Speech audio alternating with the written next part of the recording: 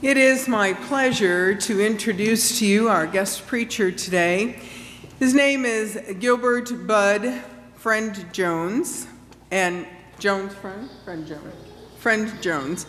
And Bud was most recently the pastor at First Congregational Church in Crystal Lake, where he retired from last year. And so we are glad that he can join us and preach today.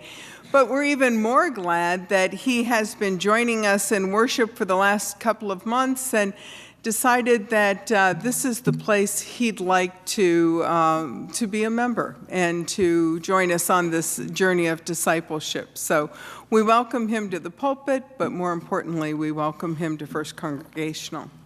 So welcome, Bud. Thank you. Thank you very much. So I put you on the spot because I want to join your church, so you're not going to say anything bad to me after this is over, right? In fact, you already gave me a pledge card, I think. So, choir, thank you so much. I'd like to, on a holiday weekend to come through like this is fantastic. Thank you really very much. Did most of you get enough to eat this weekend? Are some of you feeling a little full even now? Because I have this sneaking suspicion that I'm actually talking to an after-dinner audience and that I've got to keep you awake, otherwise you're going to just drift off and whatever. I'm very, very, very, very pleased to be here. Since I retired, I've been rather promiscuous on Sunday mornings. I've visited the Catholic Church and the Lutheran Church and the Presbyterian Church and Willow Creek and a number of other congregations. I like them all. I really do. But I like this church, and I did a little bit of shopping online, church shopping, and found that you had a Bible study that included comparing Christian text and Islamic text, and the Quran, and I thought that was brilliant. I do a lot of interfaith work. I've taken interfaith groups of Jews, Christians, and Muslims to Spain and Morocco and Turkey. So I like that, and I started coming, and I'm here. And then I began to think I'm sitting in this incredibly beautiful sanctuary. It is, don't you think? Yes. I mean, there's just something about this in the glass. Oh my goodness, there's got to be a story here in the glass and the organ. It's fantastic. And I remember when I was a little boy in Martinsburg, West Virginia, looking at Elgin watches through the glass cases. Little did I think I would be preaching in downtown Elgin, one of the great churches. And here I am. Wow, it's great. I'm happy to be here. I'm kind of a substitute. It's that weekend of the year when pastors across the nation decide that they're going to take some time off and be with their families. And you still had to come and sort of chaperone me through this service, but I'm the substitute today. This is a true story.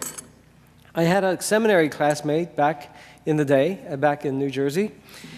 He was invited to be a substitute for a clergyman, and he went out to a little church outside of Princeton, New Jersey, and came into the church. It was a cold day. It was a wintry day. And he noticed that in the clear glass windows, there was one window that the pane had been broken out. And they had filled it with a piece of cardboard. And they had taped it in there with Scotch tape to hold the wind out. And so he got up and he began his remarks by saying that he was something like that piece of cardboard there in the window. He might not let in much light, but at least he could keep out the cold. So after he finished the sermon and the service, and he was standing at the door shaking hands with people, one of the elders of the church came through and shook his hand and said, "No, sir, you don't have to worry about that. You were a real pain." That is an honest-to-God true story that really happened. I'm not making that up, truly. Well, I just love your church, and I think maybe Paris invited me to speak because I was available, but also because I moved here from Atlanta a couple of years ago, and I can speak Southern if I have to. In fact, I brought a book with me on how to speak Southern that one of my members in the church down there gave me when I left. I said, "Why are you giving me this book now?" And it was real poignant. She said, "I just don't want you to forget us." And that's sweet. So I go back, I can talk Southern. I grew up in West Virginia, which is almost Southern, but they'd never recognize it in Georgia. Anyway. But I'm happy to be here, and I'll do my best. So, a number of years ago, I was involved in a Gestalt therapy training program. 2 years. That's heavy duty.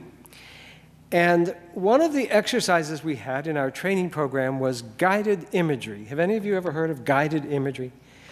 We came into our setting, and there were about 20 of us, and we sat in a circle, and the leader said, "I want you to close your eyes." Closed our eyes and led us into this meditative space. And then she said, "I want you to imagine climbing a mountain." Oh, okay. So I closed my eyes, and I started imagining climbing. I was going to have you do that, but I thought you would go to sleep, and I didn't want that to happen.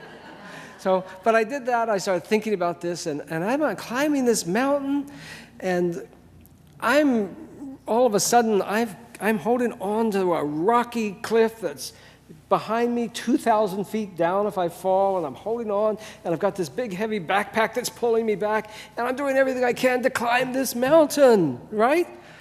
So then later, we're sitting in the circle, and we're supposed to share our stories. I was sharing mine, and a friend of mine, one of the other classmates, told her story, and she said, "Well, I was going up the mountain, and there was this big, broad path, and it was very gentle, and a few steps, and there were some flowers, and the birds were singing, and the weather was beautiful." And I thought, how'd she get that one, Why did I get...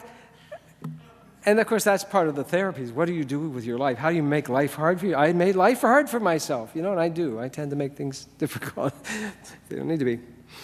But climbing the mountain is a really significant piece of our human experience and our spiritual experience. When I was about 14, and we had a couple of teenagers up here a little bit earlier, maybe some others. When I was about 14, I went to church camp in the Shenandoah Valley down close to Harrisonburg, Virginia. And as part of the camp, they offered us the opportunity to go hiking up Massanutten. And I accepted. Not too many went, but I did go. And we hiked up. It was a hot day. And I remember sweating and being a bit out of breath when I finally got up there. But when I got up there to the top of the Massanutten Peak and we looked out over the Shenandoah Valley, have any of you been there? It was astonishing. It was amazing. It was an incredibly beautiful day, and it was quiet, and it was peaceful, and far, far away you could see the farms, and you could see the cows, and you could see the corn, and you could see also Harrisonburg a little bit, and James Madison University, and all was well with the world. It was something. And I remember in that experience being overcome by some kind of deeper, greater, bigger experience, some kind of unity with all of that. I felt like I was one with it. Does it make sense? I felt overcome and overwhelmed and at peace with my soul. It is well with my soul. I felt that. And I came down a changed person. I really did. A couple of weeks later, I tried to tell my parents about this, but I couldn't. A couple of weeks later, I overheard my mom saying to my dad, "I think he had a mountaintop experience." And you know what? I did. Have you ever had a mountaintop experience? Have you ever had that moment? And it might not have been a mountain. It might have been a waterfall or a painting or a bedside of a dying friend. But you have that moment when you all of a sudden are part of something that is so big and so great and so wonderful. And you're just left speechless. And your life has changed forever. You just know that you're part of something that's huge and wonderful and glorious. That was my experience. And I haven't only had one. I can say more, and you too, I'm sure. Well, that's what Isaiah is saying in this text today. He's saying that in the days to come, all the nations of the world will go up the mountain of the Lord, to the Lord's house, the mountain of the Lord's house, which shall be established above all other mountains. In other words, a really big mountain.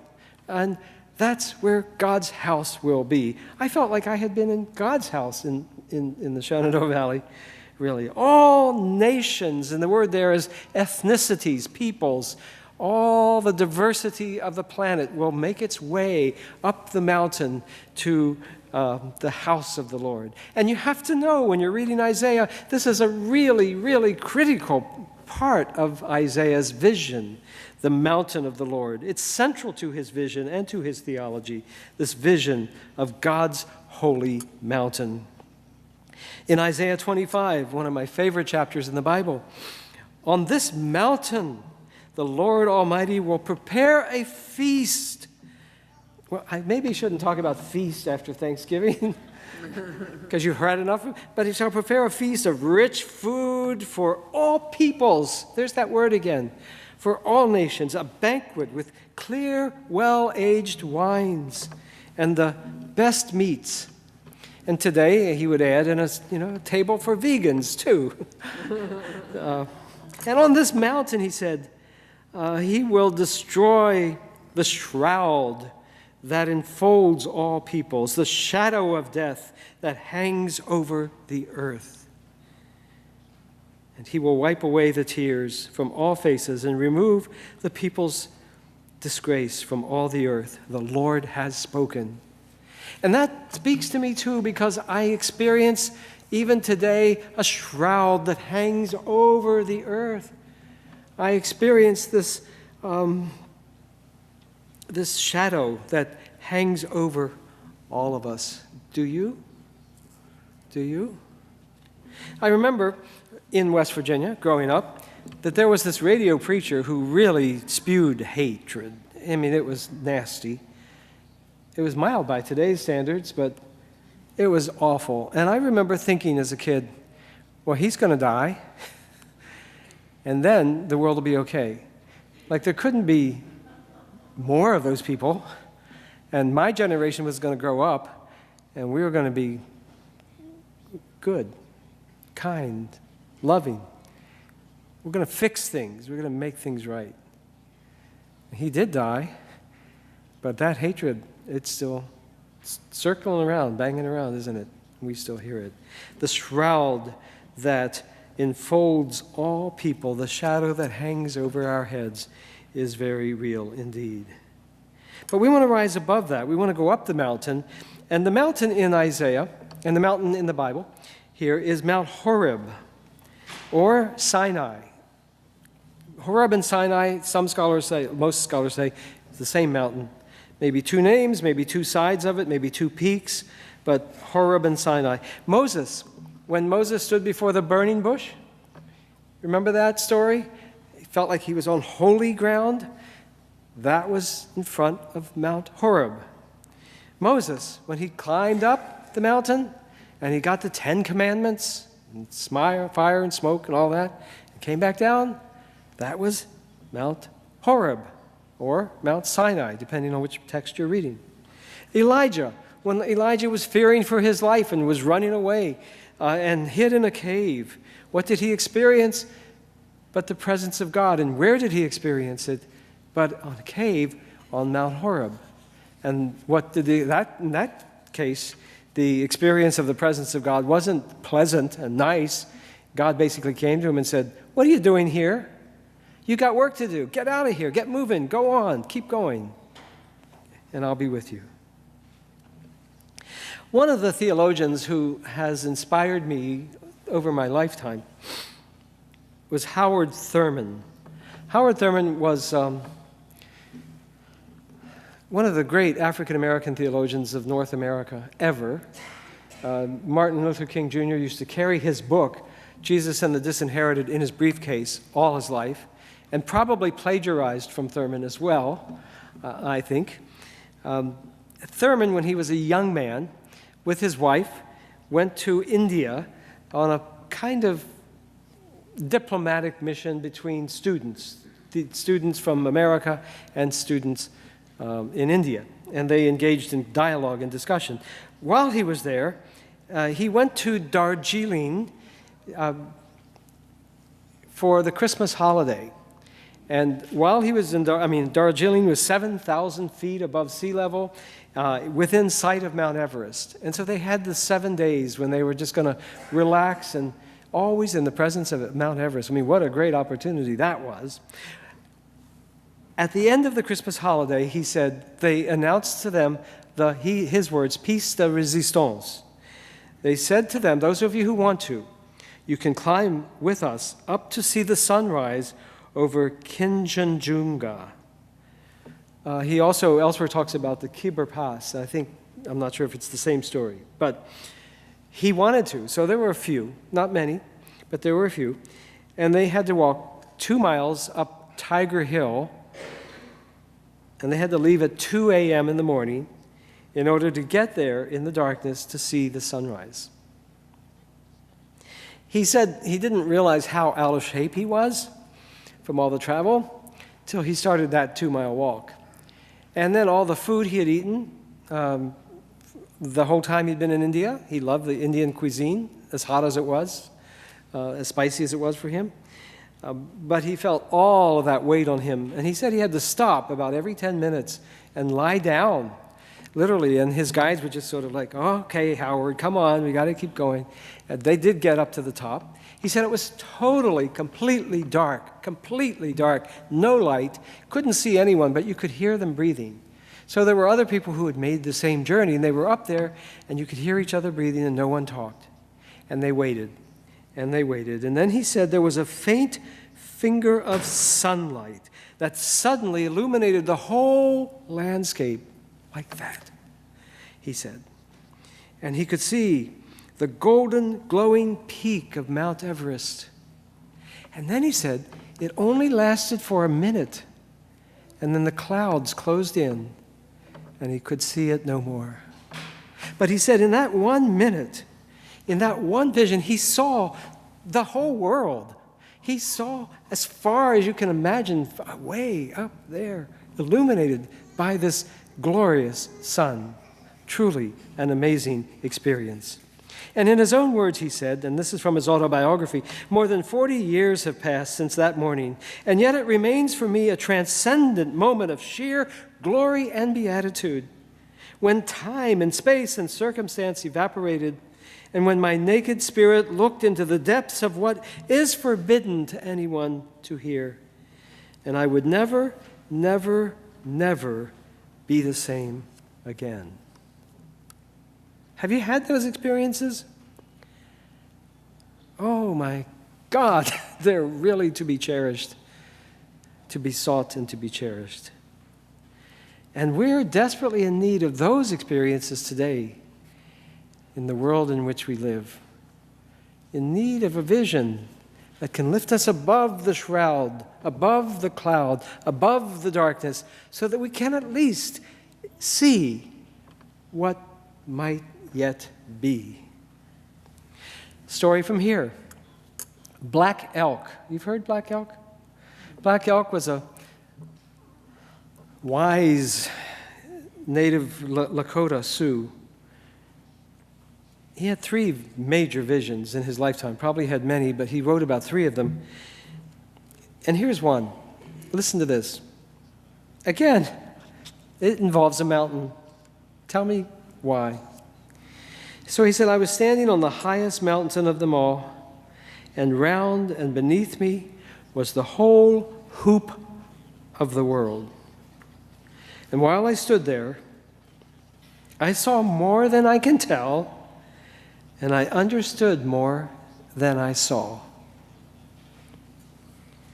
I was seen in such a sacred manner that the shapes of all things in the Spirit, the shape of the shapes, as they must live together like one being. And I saw that the sacred hoop of my people was one of many hoops that made one large circle, wide as daylight and starlight, and in the center grew one mighty flowering tree to shelter all children, of one mother and one father. And I saw that it was holy. And then he says, but anywhere is the center of the world. Is that not a glorious vision? The hoop of the nations, and all the hoops of the nations too. We live in troubled times. I don't have to tell you that, right? And you don't have to tell me that. And we don't come here to get another political analysis of what's going on in this party or that part of the world. We know. And for some of us personally, it's very difficult, day by day, hour by hour, just to get through. And certainly for our nation, we've got some wounds that have to be healed. We have some divisions that have to be overcome. We have to figure out a way to live together and move together towards something. And I'd like to think something is this vision of Isaiah, of Thurman, of Black Elk. The world, our planet, we need a vision. And we don't need a developer's vision. Like, oh, that's a great mountain. I could build some homes up there and make a lot of money. We don't need that. I saw that in Boulder, Colorado a couple of weeks ago. I was shocked. We don't need that. What we need is Isaiah's vision of a world at peace, where the bounty of the world is shared by all peoples together, sitting together at the table of fellowship. Isaiah's vision, the wolf shall dwell with the lamb. This vision goes even into nature. The leopard shall lie down with the kid, the calf and the young lion, and a little lamb shall lead them, or a little child. And the cow and the bear shall feed together, and their young ones shall lie down together. And somebody will videotape it and put it on YouTube, I'm sure. And the lion shall eat straw like the ox, become a vegetarian. And the infant will play near the cobra's den, and the young child will put his hands into the viper's nests. Isaiah's vision.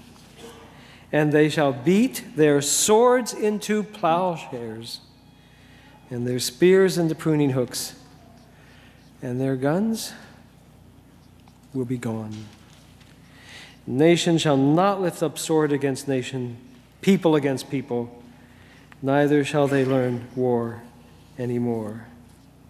They will neither harm nor destroy in all my holy mountain, for the earth will be filled with the knowledge of God as the waters cover the sea. Is this not a vision worthy to aspire to? Is this not a vision for you and me in our personal lives to commit ourselves to? It could be at times, as my vision was, hard, perilous, challenging, dangerous. It could be sometimes gracious and easy. But we need a vision, or we will perish. F.C.C. has a piece of this vision. I see what you're doing, just a little bit of what you're doing in the time I've been here. I was attracted to this church because not just the Bible study with the Quran, but the multicolored benches that welcome everybody to this church. That's important. The food for Greater Elgin, the food pantry, the crop walk, a lot of food ministries around here. Habitat, pads, soup kettle, more food. It goes on. So, here we are. We have a vision. We have a challenge. And at this beginning of Advent, as we begin our meditation towards Christmas and towards the new Christian year, we're climbing. I'd like to close with a poem that has meant a lot to me for many, many, many years by Langston Hughes. Some of you have heard it before, and some of you will hear it for the first time. It's called Mother to Son, and it's all about climbing. Well, son, I'll tell you, life for me ain't been no crystal stair. It's had tacks in it and splinters and boards torn up and places with no carpet on the floor. Bare. But all the time, I's been a-climbing on and reaching landings and turning corners and sometimes going on in the dark where there ain't been no light. So, boy, don't you turn back. Don't you set down on the steps 'cause you find it's kind of hard. And don't you fall now, for I's still going, honey. I's still climbing. And life for me ain't been no crystal stair. Amen.